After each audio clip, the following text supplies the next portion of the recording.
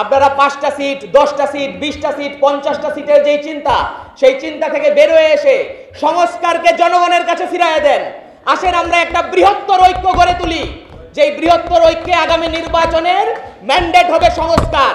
ভোটের দিন শুধুমাত্র জনগণ হায়ের পক্ষে ভোট দিবে না, বরঞ্চ জনগণ ওই মার্কাকে ভোট দিবে যেই মার্কার ব্যাপারে তাদের আত্মবিশ্বাস আছে যে সংবিধান সংস্কার অধিবেশনে তারা যদি যায় তাহলে সংবিধান সংস্কার পরিষদেও কোনো ডিসেন্টিং টিকবে না। আপার হাউস এবং লোয়ার হাউসে ডিসেন্টিং ছাড়াই জনগণের ভোটে সেটা নির্বাচিত হবে। ফ্যাসিবাদ আমাদের মাঝে বিদ্যমান যদি থাকে তাহলে দুইটা জিনিস হচ্ছে সে নিয়ে এইখানে বিদ্যমান থাকে। এক নাম্বার হচ্ছে তার সিম্বলিক ফাইট, সেকেন্ড হচ্ছে কাঠামোগত তার ব্যবস্থা। শেখ মুজিবের ছবি সব জায়গায় টাঙাতে হবে, এটা আমরা সংবিধান থেকে উঠাই দিব। শেখ মুজিবের ছবি কেন রাখা যাবে না? কারণ হচ্ছে শেখ মুজিবের ছবি সমস্ত জায়গায় যখন আপনি ইম্পোজ করবেন রাখা, এটা সিম্বলিকভাবে সবসময় ফ্যাসিবাদকে ফিরে আসার একটা সুযোগ তৈরি করে দেয়।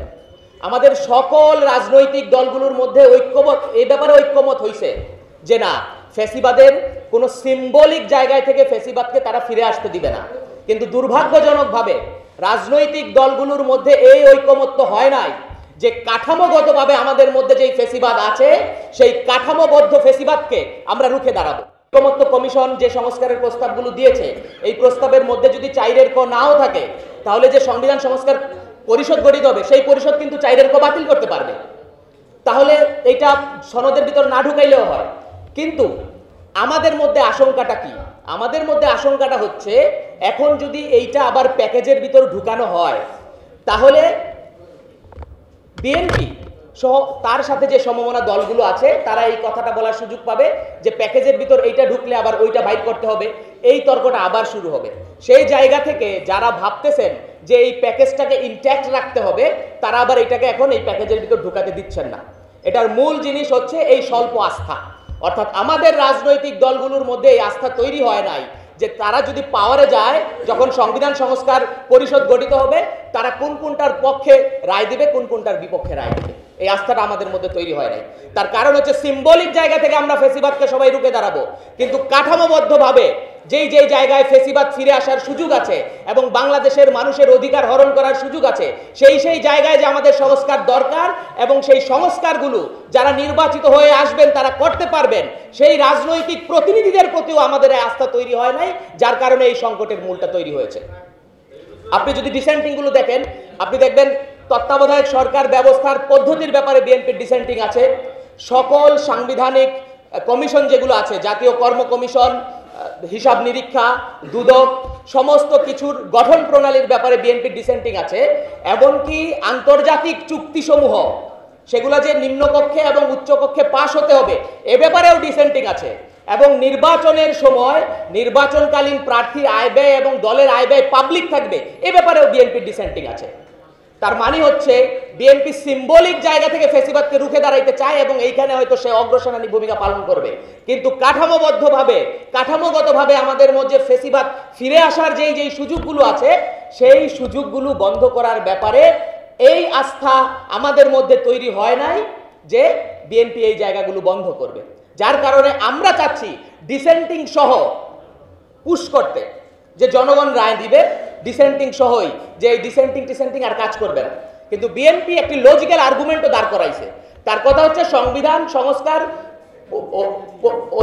আপনার যেহেতু অধিবেশন বা সংস্কার আপনার এটাকে কি বলেন পরিষদ যেহেতু গঠিতই হচ্ছে, তাহলে সেই পরিষদে সিদ্ধান্ত নিলে সমস্যা কি? সমস্যা হচ্ছে ওইটাই যে যারা সংস্কার করবে না বলে আমরা আশঙ্কা করতেছি তারা জনগণের রায় নিয়ে জনগণের কাছে ভোটে নির্বাচিত হওয়ার ব্যাপারে বেশি কনফিডেন্ট। আর যারা আমরা মনে করতেছি সংস্কারের পক্ষের লোক, আমরা কনফিডেন্ট যে জনগণ আমাদেরকে ভোট দিতে পারবে। যদি আমরা এই কনফিডেন্সটা আজকে অর্জন করতে পারতাম তাহলে ডিসেন্টিং কোনো ম্যাটার করতো না। ঠিক আছে, যেগুলো ঐক্যমত হয়ে গেছে সেগুলোই তুমি ভোট দাও, তারপর জনগণের রায় নিয়ে পার্লামেন্টে গিয়ে যখন সংবিধান সংস্কার পরিষদ গঠিত হবে সেই পরিষদে আমরা সংখ্যাগরিষ্ঠ থাকবো এবং সেই ভিত্তিতে আমরা এটা পাস করব। এই কনফিডেন্সটা আমাদের মধ্যে নাই।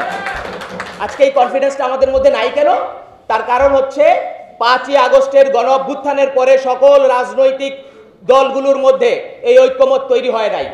জনগণের যে আকাঙ্ক্ষা ছিল যে একটি নতুন বাংলাদেশ তৈরি হবে সেই নতুন বাংলাদেশের নেতৃত্ব দিবে তরুণরা, যেই তরুণদের বাংলাদেশের মানুষ ভেবেছিল যে তারা হয়তো এই রাষ্ট্র ক্ষমতার প্রতি মোহ, সম্পত্তির প্রতি মোহ এবং অন্যান্য মোহ থেকে মুক্ত থেকে একটি নতুন নেতৃত্ব মানুষকে উপহার দিবে।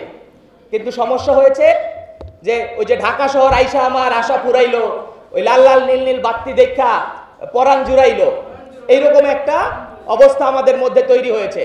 কারণ ক্ষমতার চেয়ারে যে সুপার গ্লু লাগানো আছে, সেই সুপার গ্লু থেকে এই তরুণরাও মুক্ত হইতে পারতেছে না।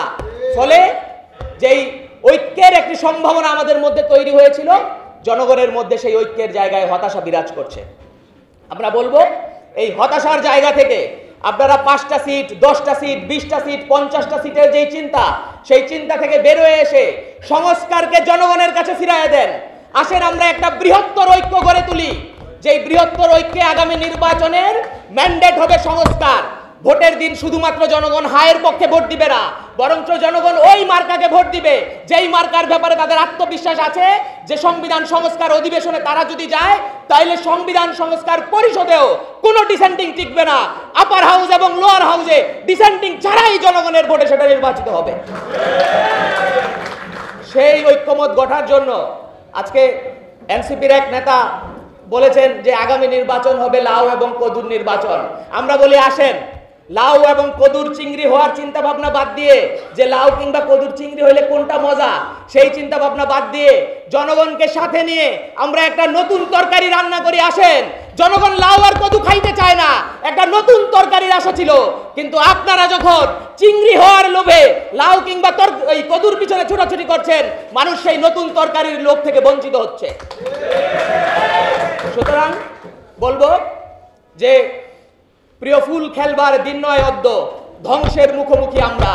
আজকে যেই ধ্বংসের মুখোমুখি আমরা হয়েছি, এই ধ্বংসকে মানুষের সম্ভাবনা ধ্বংসের পরিণত না করে আজকে যেই পুরাতন বন্দোবস্ত এবং এস্টাবলিশমেন্ট কাঠামোগত জায়গা থেকে ফেসিবাদ ফিরে আসার যে জায়গা, সেটাকে ধ্বংস করে তারপর আমরা ফুল খেলবো। তার আগে এই ধ্বংসের মুখোমুখি দাঁড়িয়ে বাংলাদেশের জন্য নতুন তরকারি রান্না না করে এবং একটি বৃহত্তর ঐক্য গঠন করে গণপরিষদ নির্বাচনে সংখ্যাগরিষ্ঠ আপার হাউস এবং লোয়ার হাউসে না নিয়ে আমরা ঘরে ফিরে যাব না ইনশাআল্লাহ। আগামী দিনে সেই বৃহত্তর ঐক্যের ডাক দিচ্ছি আমরা। আজকে আমরা এই 3টি পার্টি এই বৃহত্তর ঐক্যের ডাক দিচ্ছি।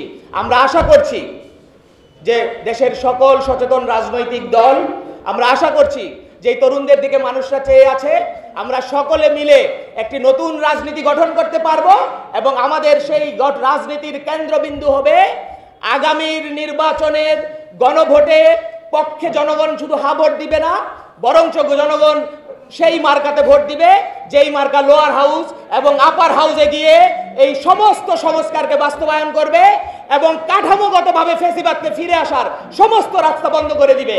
আজকের এই আয়োজনে অংশগ্রহণ করার জন্য আপনাদের সকলকে ধন্যবাদ জানিয়ে আমার বক্তব্য শেষ করছি। আল্লাহ হাফেজ। বাংলাদেশ জিন্দাবাদ।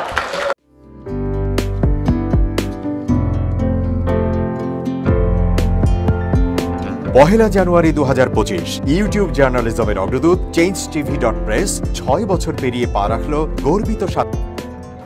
আমি অত্যন্ত আনন্দিত হলাম যে চেঞ্জ টিভি আগামী কয়েকদিনের মধ্যেই 6 বছর পূর্ণ করবে। আর হাঁটি হাঁটি পা পা করে চলা শুরু করে এখন সে বেশ দৌড়াদৌড়ি করছে বলা যেতে পারে। ও নামটাও অত্যন্ত বলবো যে সিগনিফিক্যান্ট, যে চেঞ্জ, এই গণঅভ্যুত্থান কিন্তু চেঞ্জ চেয়েছে। সেই হিসেবে তোমার টেলিভিশনের, তোমার এই চ্যানেলের নামের একটা যথেষ্ট মিল পাওয়া যায়। আমার প্রত্যাশা যে এই গণঅভ্যুত্থানের যে প্রত্যাশা, যে আশা আকাঙ্ক্ষা, চেঞ্জ টিভি সেটিকে এগিয়ে নিয়ে যাবে। তোমাকে শুভেচ্ছা। চেঞ্জ টিভি যারা সম্পৃক্ত আছেন, যারা কর্মী আছেন, সামনে পেছনে সকলকে আমার শুভেচ্ছা। changetv.press এক ফোঁটা হলুদ নেই।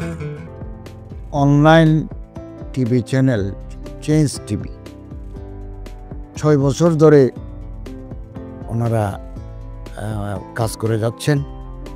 ইতিমধ্যে জনগণের হৃদয়ে স্থান করে নিয়েছেন। প্রায় 22 লাখ সাবস্ক্রাইবার আছে।